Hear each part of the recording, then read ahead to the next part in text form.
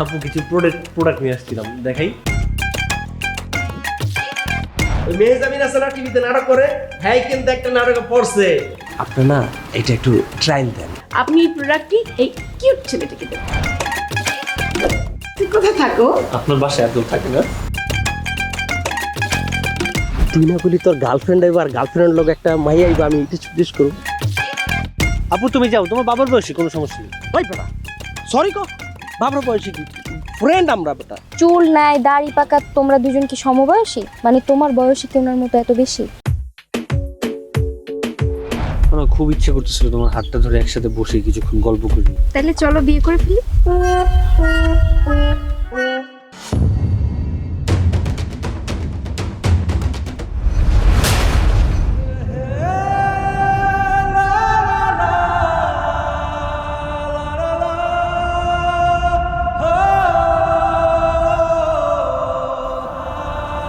তুমি তুমি